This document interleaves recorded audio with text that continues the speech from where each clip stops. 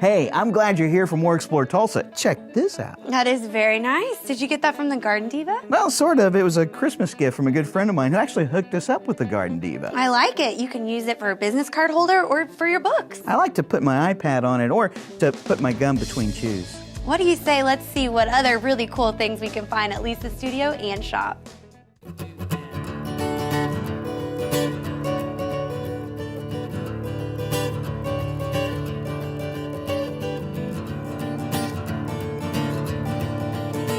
I was raised around a machine shop, so I was raised around sparks and metal anyway, crawling. I mean, that size. My grandfather had a machine shop, and then when he died, my mother inherited it and turned it into something else.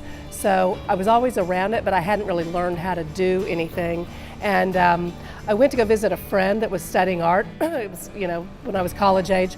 He was out in California, and I fell in love with this plasma cut work. And I was like, well, how do you do this? And so he told me how to do it, and I came back and was like, oh, I have most of these tools right here, and just literally started and never stopped. I would walk around, I'd be like, that's beautiful. I had no idea that car parts were so cool, like those springs and all those little shapes. So yeah, it all still totally inspires me, and I'm always interested in metal art and people that are doing welding and what they're doing. And I have a lot to learn. I've been doing this for 16, 17 years. I am self-taught, so we just kind of figure stuff out as we go.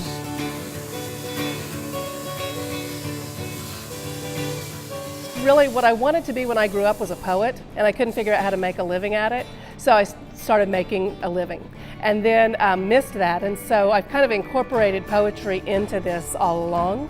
But I was going to Johnson Atelier at the time, which is like our Waterworks today. It's a city arts program, and I learned basket making and silk screening, and I was doing that kind of stuff.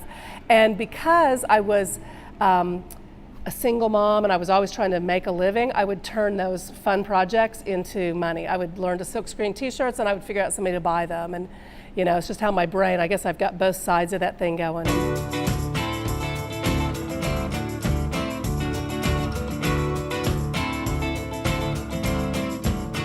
I got a big contract right away with Better Homes and Gardens. And so I was knocking out, huge dollars of stuff pretty soon. So I realized right away, I can do this, and then I just was literally recycling boxes from around town. I didn't have a lot of money, so I was just trying to figure out a way to do it. And eventually now I've got 7 employees. At the time I was hiring one person, then another person to help me. And the biggest thing is the computer age. I still don't understand it. I hire young, smart people that do. But for instance, in that, I still hand cut and hand draw what I do as an art process. But as a business person, if you came to me and you wanted 1,000 or 100 of your logo, I could make that for you because we scan it in the computer, we move nodes around, it talks to the system, I have a CNC machine and it cuts it out. So as a business person, I'm a lot more profitable.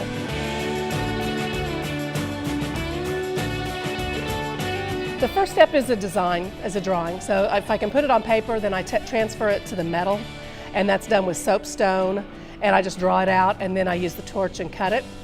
And then from there, it's cleaned, the metal's cleaned with a sort of a wire wheel brush.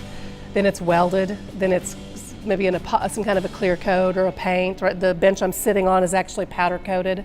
Right now this piece behind me is kind of abstract and it's movable, and so that's totally strays from what I've been doing to make a living all these years. Deva means happy spirit, and so the work, you'll notice, it's like these cheerful little kids, and so that's kind of what I've done.